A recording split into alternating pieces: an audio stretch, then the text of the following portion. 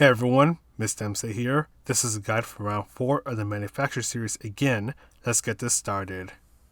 Slowly bring yourself to the right side of the track and use the 3 board or the line that accompanies it as your braking point.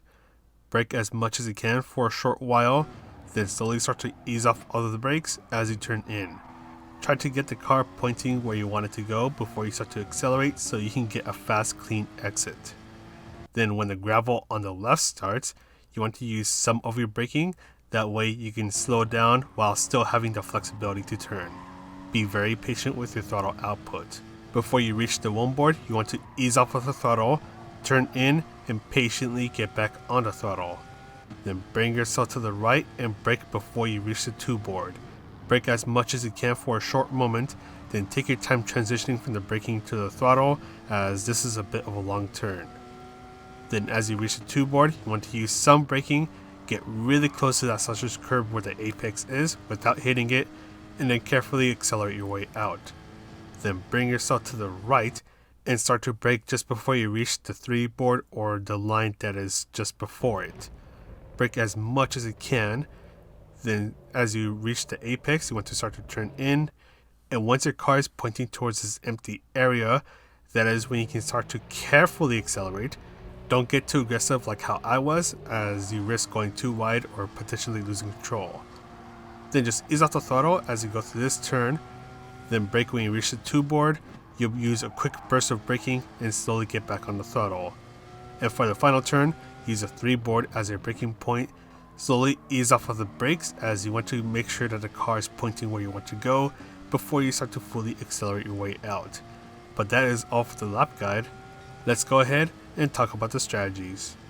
For the qualifying session, you have 5 minutes to try to get a good qualifying time. Luckily, you don't have to do any stupid fuel burning. All you have to do is just give yourself and the car ahead of you plenty of space so you don't have to worry about bumping into them during your flying laps. And by giving yourself and the car ahead of you enough space, you should be able to stay within their slipstream range, within the 1.5 second range. That way, your car can go a little bit faster, which will help you out with your qualifying times. And there's not much else to say other than that. One thing I do want to mention is that some cars will get 2 chances to get a flying lap, but if you happen to exit the pit stop early on and not mess up at all, it is possible to get 3 chances to get a good qualifying time. So just go out there assuming that you'll only get 2 chances to try to get that best time. But if you're able to get 3 chances, then definitely make the most out of it. For the race strategy, if you happen to be playing this game a couple weeks ago and did this manufacturer race, the Laguna Seca with Group 4, then you'll probably know that the race settings are pretty much the same. The strategies that I mentioned in the video before are still applicable for this race. So we'll just quickly get through it, so let's go ahead and get this started. So racing soft and racing medium stints are going to be your long stint. Racing hard tires are going to be your short stint. Whenever you have to start your second long stint, that is when you refuel. For example, in this race, I started off on the racing soft tires, so that is my first long stint. I'm going to change on over to racing hard tires because I only need to use it for 1 lap to satisfy the racing hard tire requirements. That, and at least for the Porsche Cayman, the racing soft and medium tires last a while, so I can make them last just long enough so I only have to use the racing hard tires for just 1 lap. So we completed our first long stint, the racing soft tire stint, and we're going to go ahead and complete our short stint, which is our racing hard tires. And we're going to pit at the end of this lap, and then when we go into the pit stop, we will be refueling and getting the new set of racing medium tires. So we're going to go ahead and pit on this lap right here. We're going to change on over to the racing medium tires, and we are going to go ahead and refuel. You should try to short shift throughout the race, so that way you can stretch out that fuel life make it last a little bit longer. That way when you go ahead and refuel, you don't have to refuel as much as compared to someone who did not fuel save at all.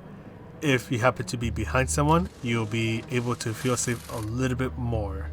So we're going to go ahead and refuel, and we're going to go a little bit past the diamond, which tells you the minimum amount of fuel needed to complete the race, assuming that you're still short shifting your way throughout the race. But because I did fuel up a bit more, I can push the car for a bit more. And actually, I think in this case I overfilled it just by a little bit, so I'm going to have a little bit of extra fuel remaining. You basically want to try to find that perfect balance between having enough fuel to be able to finish the race and being able to push the car a little bit more. When it comes to the tires, the only set of tires that you want to worry about when it comes to tire wear are the racing soft tires. In this video with the Porsche Cayman GT4, I was able to make the racing soft tires last 8 laps. So because the racing soft tires lasted me about half of the race, I don't have to worry that much about how long the racing medium and hard tires will last. So what you want to do is go out to a test lobby, a lobby that is testing this race, and just find out how long you can make your racing soft tires last. That way you'll be able to figure out how long you'll need to be on the racing medium tires, because your goal is to try to be on the racing hard tires for only 1 lap. And of course this is going to vary between different cars and the drivetrains, so some cars might last a little bit longer on the racing soft tires, whereas other cars won't last as long.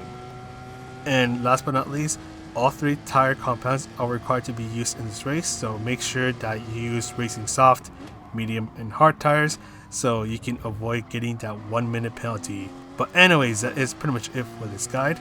I'm going to go ahead and sign off now. So this is Mr. MCA wishing you a good race, and I'll see you in the next video.